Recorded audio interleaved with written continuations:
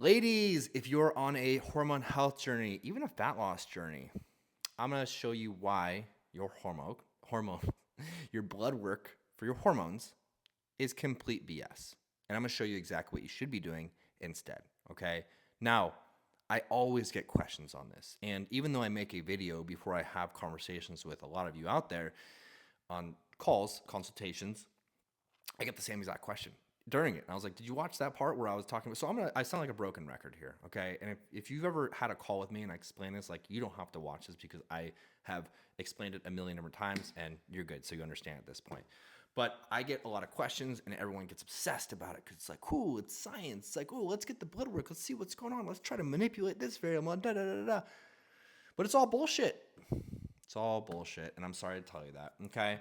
And I'm going to show you the exact 4 reasons why it's bullshit. And I'm going to show you exactly what to do instead of it. Okay. My shit is going to get fucking deregulated. So I'm going to try to not curse in my videos because I can't not curse. It's just me who I am. And I want to be myself. I don't really care about getting demonetized and flagged and shadow banned, all that stuff. I just want to give you guys some good fucking information. All right.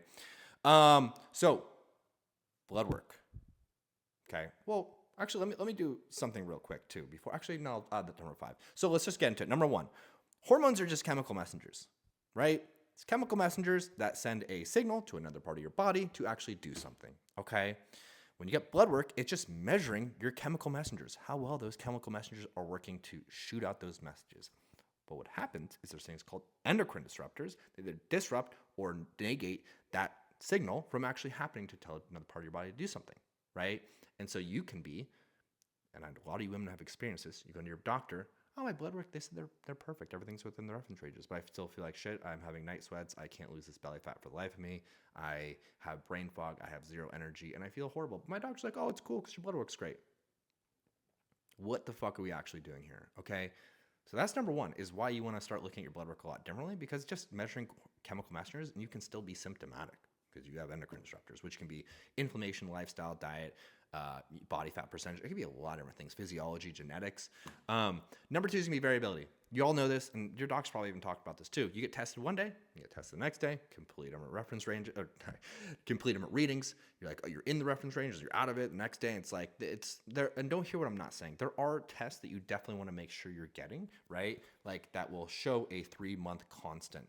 Albumins, other proteins like that, it can measure for in terms of your blood work, liver dysfunction, kidney dysfunction, HbA1c, which is like diabetes. Like, it, don't hear what I'm not saying. Like, definitely get that. But even things like cholesterol and blood lipids, like that can be affected by the foods you are eating, and it's not going to be indicative that you actually have some sort of dysfunction in that area. Okay, so that's gonna be number 2, is variability.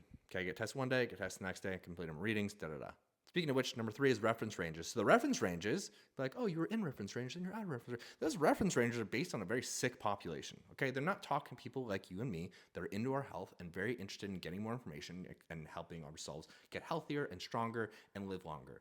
Most of the population, unfucking fortunately, is just surviving, right? And it sucks. But, you know, we did a shitty job here in the US, if you're listening in the US, of getting in front of this and being focused on health and preventative care instead of these quick fucking fixes, okay?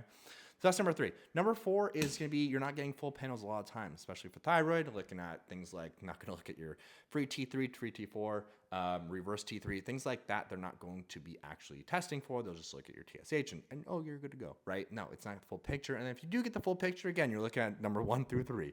So kind of bad. The other thing I'm going to add into this 5 is that you have to, the reason, the focus on getting tested is to get retested to make sure the things that you're doing are actually helping your blood work, right?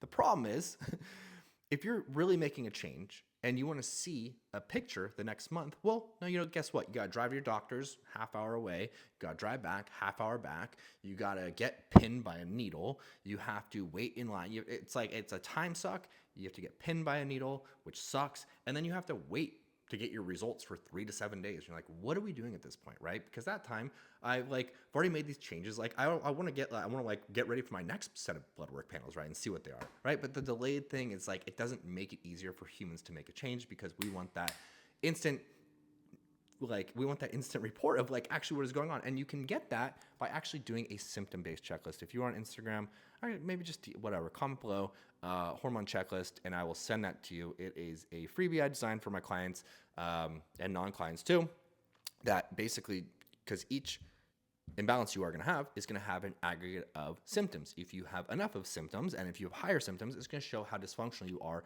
in that imbalance, right? What degree of the imbalance you do have. And that's the best way, because a lot of times doctors, they won't even take blood work. If a good doctor knows, hey, this woman just came to me. She hasn't had her period for a year. She's having night sweats. She's storing all this belly fat. She's gained all this weight. She's tired all the time. She's having brain fog. She don't have to be like, oh, let's take some blood work to get see if you're menopause. No, they just fucking tell you like you're in menopause, dude, like based on your symptoms. Okay. Just go to text. Okay. Yeah, so that's the best way to do it, because the symptoms will show a specific and precise, and you don't have to drive to a doctor there and back, wait for your results. Like you can get this, our clients take it every single month, 7 minutes. They take it, we get the results, we make our adjustments if needed, or make sure we're on the right track, and we're good to go. Test, retest, use the data. Pretty simple, okay? And not use data that's gonna be variable and shitty. Love y'all. Enjoy the rest of your day. And yeah, if you're watching this on YouTube, please like, subscribe, turn those notifications off. If you're on Spotify or iTunes, hit that bell button, like, review, send to a friend. Bye.